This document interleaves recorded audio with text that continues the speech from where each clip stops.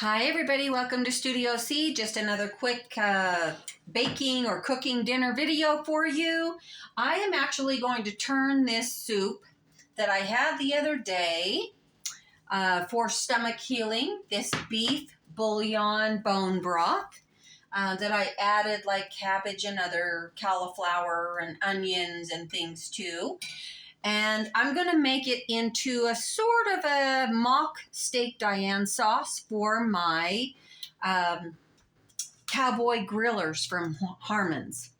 And so I was thinking to myself, of course, as I was inventing this recipe, really, what is the difference between this kind of marsala steak Diane type of sauce that I can use with these cowboy grillers and what I have made already with this beef bouillon bone broth.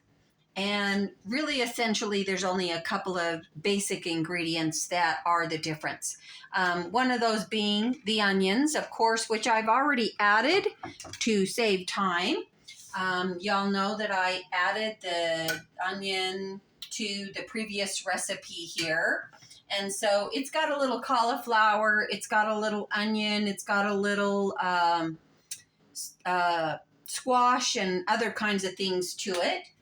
And it makes an amazing stomach restorative. And the other thing that I'm going to add, of course, is my favorite secret spice blend. And I encourage you all to make your own. And the other thing I'm going to add at this point is the garlic. I don't know if you guys know this, but when you're adding garlic to a dish, the best thing that you can do is smother it in a little bit of olive oil and a little bit of butter. And when you want to add it is after the foaming of the butter has already ceased. Once the foaming of the butter in the frying pan has ceased, unless you're using a clarified butter, which I do a lot, but not today, that's the time when you're supposed to add these other seasonings. And the reason that you want to actually wait until the foaming ceases and add it to the olive oil and the butter is because you do not want the garlic to permeate and aromatically escape into the room. You want to trap it into the flavoring that you're using in your food. So that's an important thing, that you do not want the garlic to escape aromatically and for those vapors to escape into the room. You actually want them to be trapped into the sauce or the dish that you're making. Now, the other thing that a steak Diane type sauce has, of course, is mushrooms. So I'm adding a few of these mushrooms and I'm tossing them around. Let me get my trusty spoon, my trusty wooden spoon that I've had here for years and years.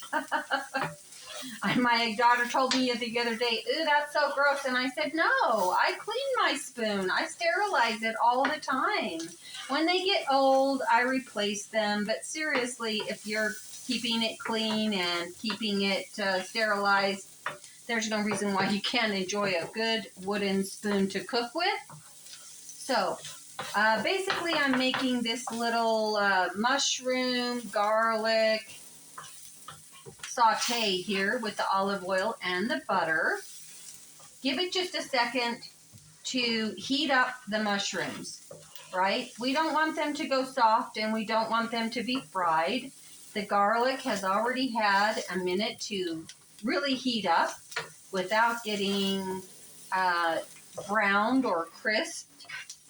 And it's already been soaked up here. So the other thing that we're going to do now is add that beef bone broth that I made the other day, the stomach restorative, with a little bit of cauliflower, a little bit of zucchini squash, this dark liquid that is super, super good for you, will pair or marry beautifully with the Harmons cowboy grillers.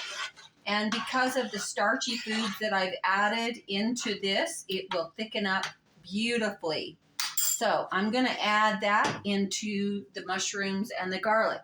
And the other thing I want to add right now before it starts to heat up and bubble is a little bit of marsala. You don't want to go crazy with it, but you do want to add maybe 1/4 of a cup. You want it to flavor without being overwhelming, and you want it to heat up in the pot so that it cooks off all the alcohol and just leaves the flavor behind. So once you thicken this soup into a sauce, you're just going to cook it down for a while until it becomes lightly bubbly. You know how does the chef say it on TV? Blurp, blurp, blurp. That's basically it. So there you have it. You can easily turn just about any beef bouillon, beef bone broth into a million different dinners. And let me show you this.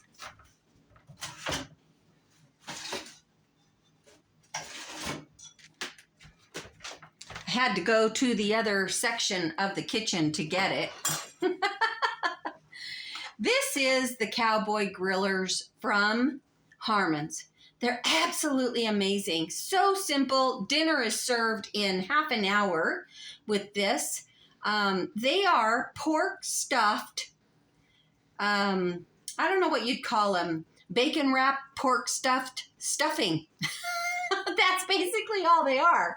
They're absolutely amazing. You unwrap them, you put them in the oven or the toaster oven, as I do, because there's just the two of us, and you cook them until they're completely done. You stick a thermometer in them, and once they're done, you can put sauce on them or not.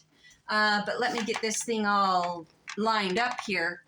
If you wanted to make something like this, seriously, it takes you maybe half an hour, at the most 40 minutes, depending on how long it takes you to prepare your mushrooms and to cook your sauce down to a manageable consistency that you enjoy. You can add cornstarch if you want to at this point to thicken it up more rapidly. I'm just going to cook it down and condense it because it's bone broth, and I want to use the collagen and all of the rest of the valuable benefits of trace minerals and such in that bone broth to their best efficacy. Efficiency. Anyway, I don't want to overdo it. So I'm just going to do it this way. Anyway, super fast dinner. All you got to do is defrost your soup, your bone broth, and do whatever you need to do to make it yummy. If you want to turn it into a sort of a mock steak Diane sauce, that's great too.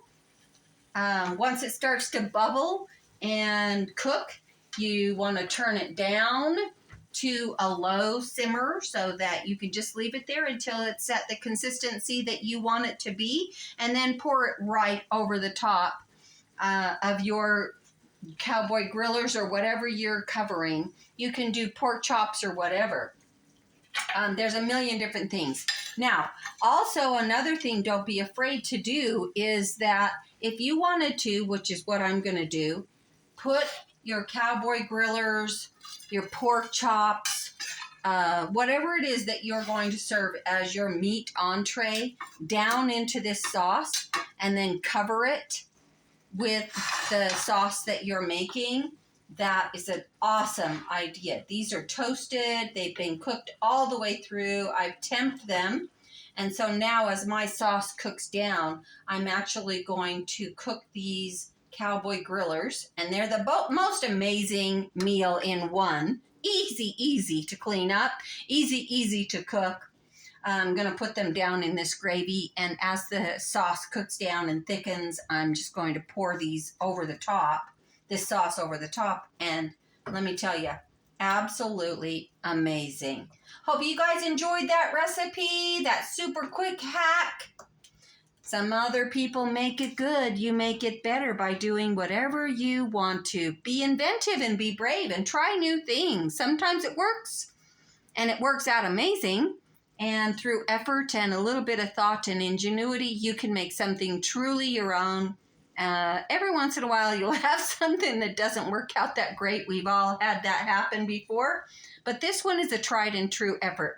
I hope this reaches those of you who are not the most experienced or enthusiastic kitchen aficionados and chefs. Every housewife needs a couple of secrets in her repertoire, in her apron. Especially if you're one like me who's old school. And I love to cook. I love to cook for my husband. I loved cooking for my family. But I don't want it to be hard. If this video reaches you and you like it, please follow me on Facebook or YouTube and give a like or a comment. That really helps the algorithm. And if you appreciate it, that would be awesome. Thank you so much, and I hope you have a really great weekend. Happy Friday!